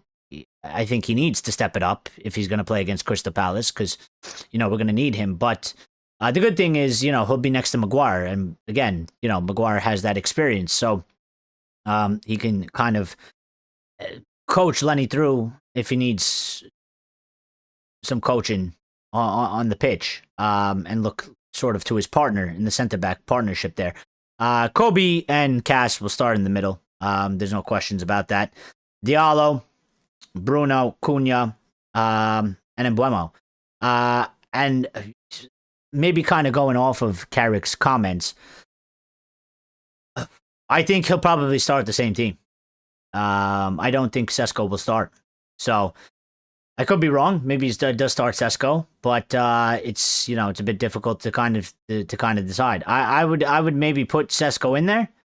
I don't know. I'm a bit torn. It's a bit it's not really easy because I think Sesko does kind of deserve to get a start, but at the same time, the team that he's been fielding, we have been doing well, and we have been starting the matches like that. So, and I kind of also agree with sort of the thing of just like it ain't broke, so don't. If it ain't really broke, then don't fix it. So I could kind of see going for the same team again. But yeah, it'll pretty much be basically the same team. Maybe Sesko comes in, maybe doesn't. If he doesn't, then it'll be pretty straightforward. And then obviously Palace playing their 3-4-2-1 under Glasner. Okay. So, you know, they will be a bit hard to break down. Mount, we're not expecting him to be there. Martinez could make the bench possibly, but other than that, I don't expect him to be a starter. And maybe he gets a cameo at the end, 10 minutes to refresh him or something like that. I doubt it. Delit is out and Dorgu is out. Crystal Palace are missing a couple players. Nketiah is out. Jefferson Lerma is out. Lacroix, the center back, is doubtful, so I don't know if he's going to make it or not. Jean Philippe Mateta is out, and Chekik Doucouré is out as well. So they are missing a couple big players, first team starters for them. So obviously Adam Morton will be there, and I guess we'll kind of be on trial. Dean Henderson, Will Hughes will be in there, and Jeremy Pino will be in there as well for them. But they got a striker up there, Jorgen Strand Larsen. He's not really a significant threat, so we should be all right. I'm looking for for full 3 points here. Obviously, Crystal Palace in 13th on 35, sort of a long way away from us. And the streaks, as the streaks go, and what we have to look forward to in these circumstances is, we obviously have no losses in 6. Palace have no losses in 3. Okay? 5 out of the 6 last games that Palace have played, there's been less than 3 goals. So, not a lot of goals, going either way. They're not conceding a lot, but they ain't scoring a lot either. 5 out of the 5 last matches that Palace have played, they have scored the first goal, that's something that, again, can't have that happening because we are at home. We know Palace are going to try and be, tight. They're going to try and be frustrating. Then they're going to try to afford us not a lot of space. And obviously, if we give up a goal first, it's going to make our lives much more harder. So, let's not concede. If we're going to concede, let's not concede the first goal, because at least that way we can keep ourselves sort of on the front foot. And, Palace are fighting a little bit in terms of, it's a points game. They're away from home. They're coming to Old Trafford. It'll be considered a big match. For them, I think if you don't take a L, it's a W. So, they might be happy with the draw. So, and obviously we need to win. We want to win, and we need the full 3 points. So we need to, make sure that we don't concede first in the match.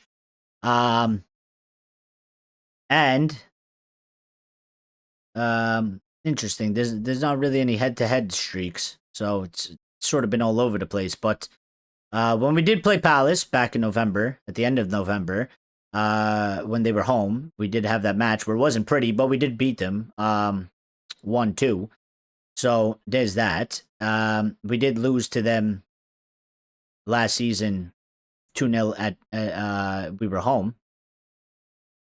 And we also drew 0-0. And the season before that, they beat us 4-0 at they were home. So I think, listen, we definitely need to step up the levels a little bit higher to what we did against Everton and against West Ham. And I'm looking for that to happen. We're home, okay? The 2 matches they were away, they're a bit tougher. Away matches are generally just a bit tougher. But we're going back home, and we're still on a roll. We're still positive. So I'm looking for us to be a bit more sharper. I'm looking for us to be a bit more clinical, more dangerous, and then obviously, just more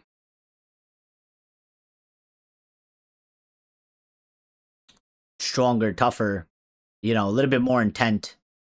And this one is a little bit sort of it's a little bit similar to what we just sort of went through. So I hope it doesn't, maybe that affects our players a little bit. Maybe it plays into their head, because, they'll be aware that Villa have dropped points, and, they'll be aware that, with the win tomorrow, with the win on Sunday, we do have the opportunity to go into third now.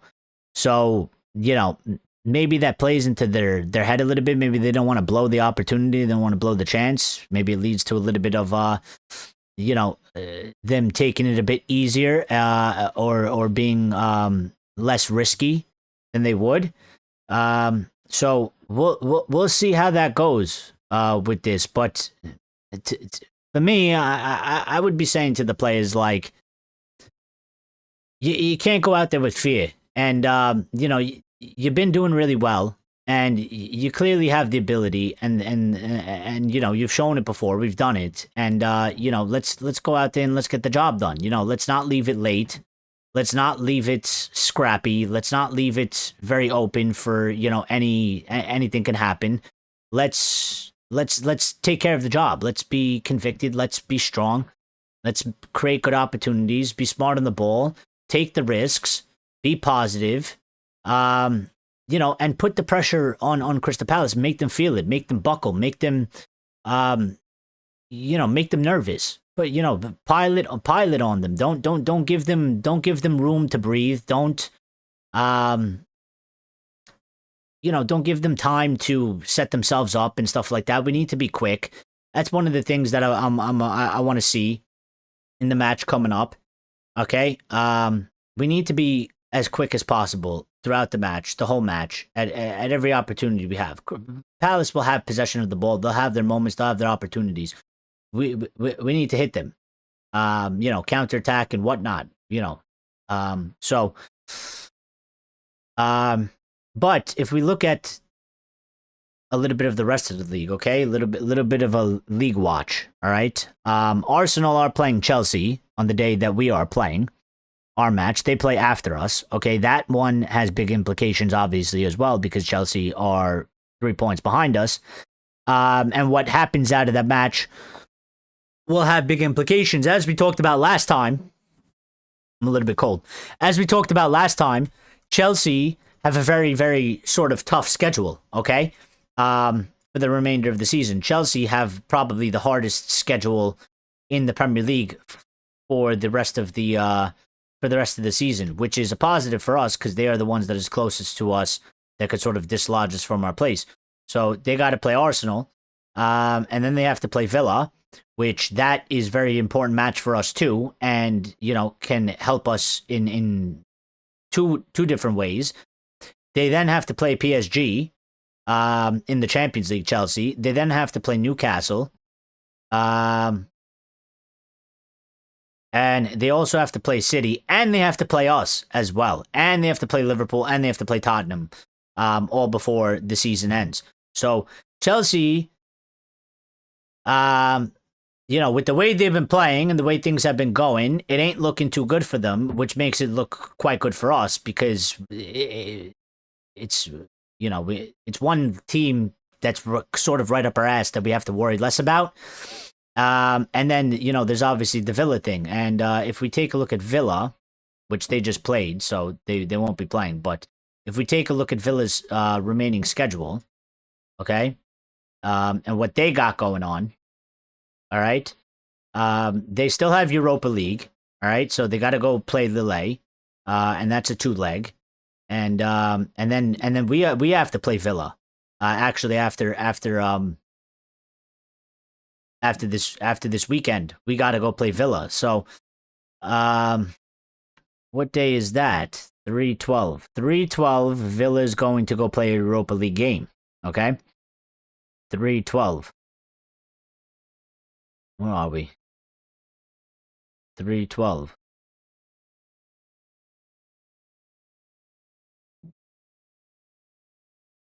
Oh, first we have to play Newcastle in between that. Okay.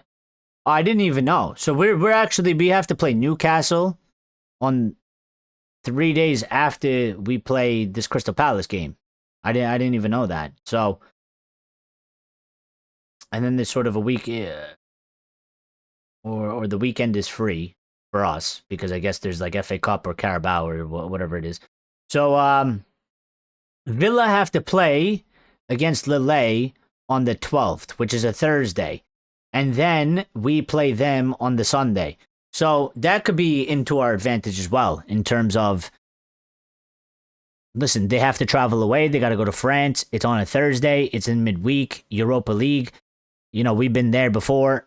It's a bit of a tough schedule. Then they got to come back, and we're at home this time against Villa as well. And as we just seen, they are slipping a little bit. Okay, they are not as strong as they once were. Okay, they have in the last 5, they have 2 draws, 2 losses, and a win.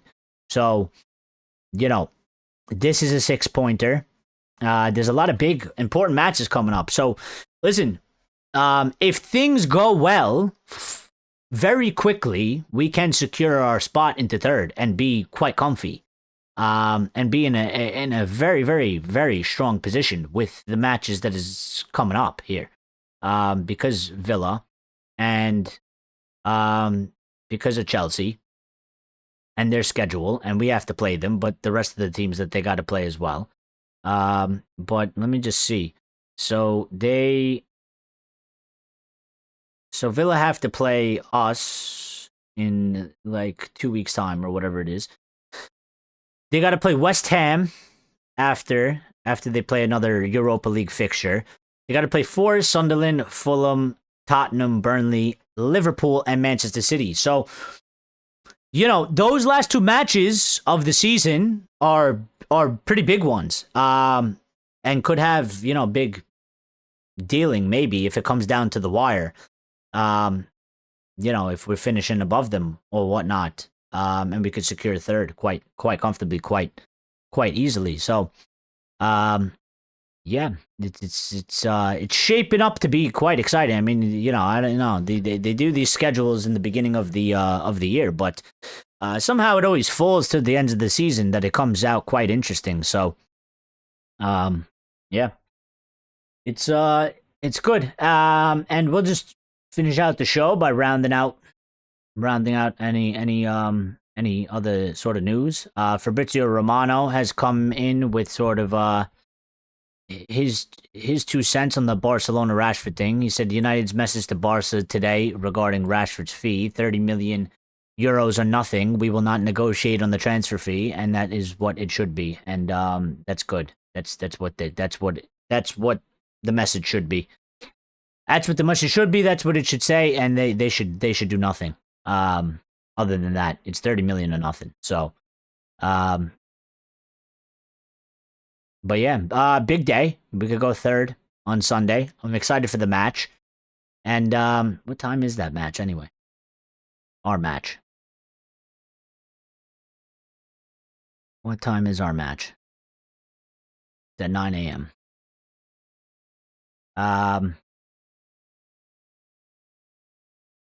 Yeah, we won't do a watch along for that, but we will be live for the Red Devil recap for that. So, yeah. But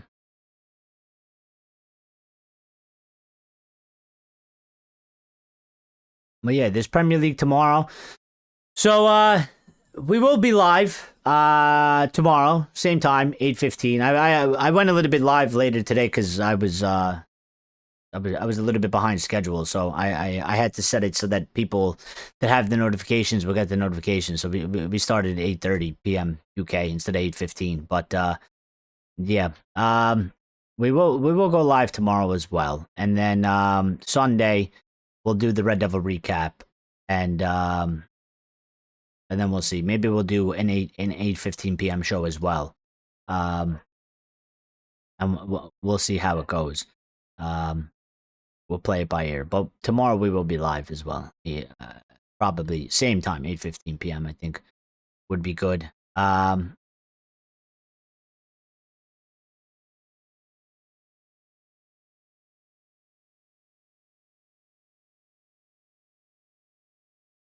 Yeah, very bad evening for Umnai. Very bad evening. And I did talk about this once upon a time. You know, if you go back a month or 2 ago, okay, and people were talking about Emery, and I said, listen, you know, he's a decently good coach, okay, but if you look at Emery's history, he doesn't win big titles. He doesn't win trophies. He is basically a top 4 manager. You know, he's a top 4 manager or whatever. Like, he doesn't win these big trophies. He just it's what he does. His average position over the course of his tenure as a manager is finishing fourth or fifth. Something like that. And you know, they have an opportunity where they could potentially bottle this, depending on how we do, how Chelsea does, how Liverpool does. I mean, if they continue the way they are, and Liverpool, the Liverpool are kind of still hanging in there. I mean, they're not convincing, but if Liverpool figure out how to get wins, and Villa continue to stumble with the way that they've been stumbling, they could find themselves, out of the top four. Liverpool will pop in there. We'll be in there. And then it'll be between them and Chelsea. They could go as far down to 6 by the end of the season, and completely bottle it. So, I don't think I see anything else that's like really. Nothing else is broke. So.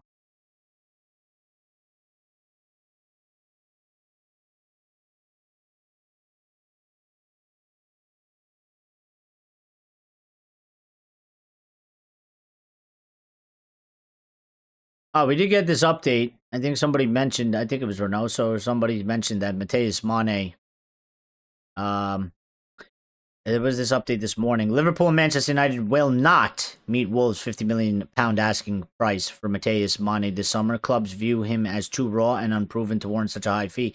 I think that is, I do agree with that. I do agree with that. He just broke into the Wolves team this season, and I think he has like 2 goals and maybe an assist. He's very raw. Like, he has some things about him, but to pay 50 million for him when he's very, very unproven, and not for nothing, Wolves, you're getting relegated as well. So I mean, you're gonna ask for 50 million. You're lucky if you get 25.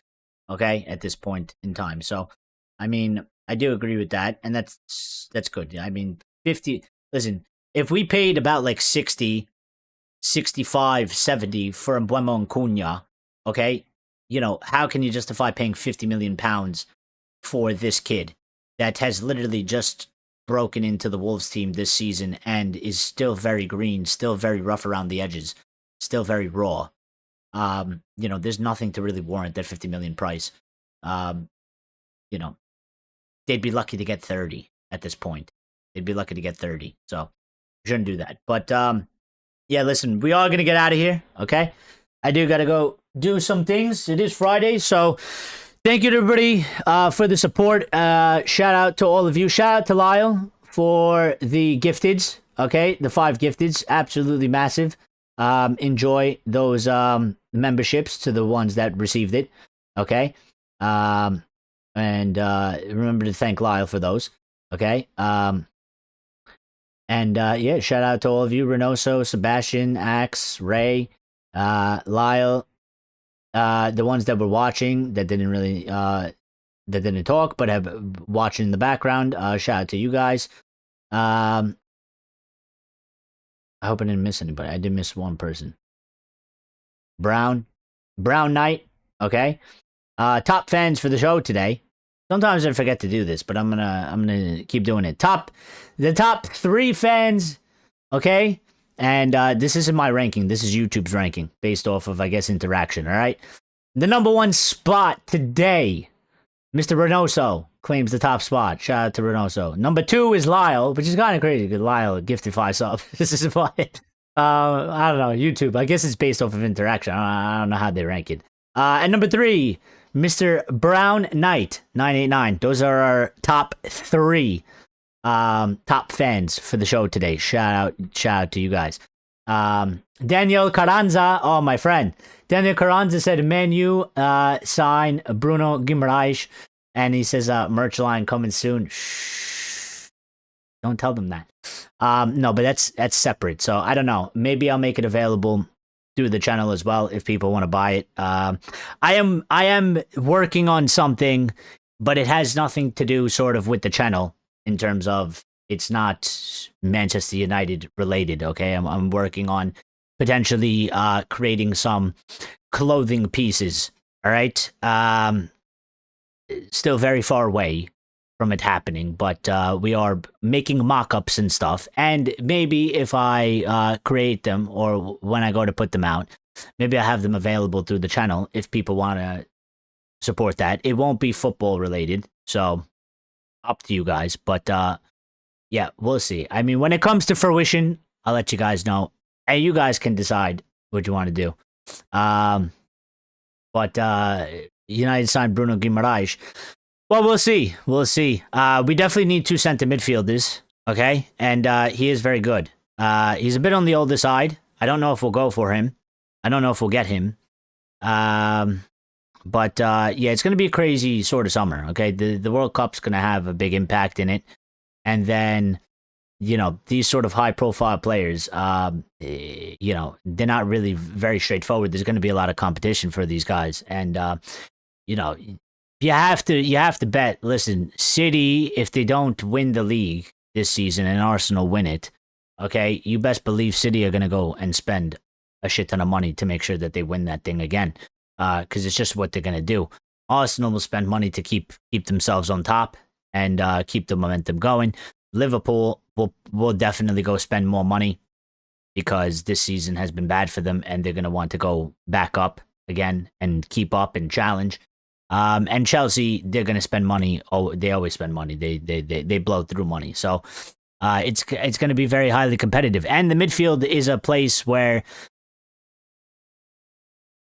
there's only so many top quality central midfielders. So you know, it's a bit like the striker. You know, it is a bit like the striker. You know, last summer we were looking and we're like, there's not so many strikers that we would say you know, are available, we could get that is the quality that we need. And the midfield, because it's so in demand and most teams play with at least 2 or 3, you know, it becomes quite limited there as well. So, silent passengers. Yeah, I mean, listen, they hit the like button. They give us watch time. They listen to the conversation. So, you know, they support in their own way. Okay. And listen, sometimes, you know, maybe you don't got nothing to say. You just like to listen. It's like a podcast. You know, this show is a bit different that we do. You know, it's not like the other fan channels. It is a fan channel, but it's like a fan channel / podcast mixed into one, because we do quite long shows, right? You know, the other fan channels, you know, they give you about 30 minutes to 45 minutes. And that's it. But, you know, they do split it up, and they do maybe do 2 or 3 sort of shows a day, or maybe they do you know, a 45-minute show and they give you a 10-minute video. Some of them, they just repurpose the content. They don't even give you something new. But yeah, I like long form and I like the conversation, so I like to keep it long. I don't know if that in the long run hurts the channel or whatever, but I kind of just like I like how it's a bit different in that way. It is like a podcast.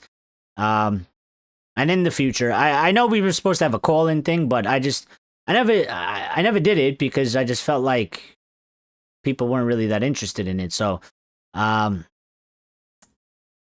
we will bring that in at some point. You know, there was a period when I went to go introduce it. I guess, you know, things just happened. Like, you know, the channel was, it was a bit slow. There wasn't as much, you know, there wasn't much people around, or, you know, people were kind of tired or bored maybe about the situation about United. There wasn't much interest.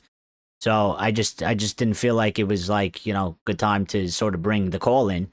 But I mean, you guys could always let me know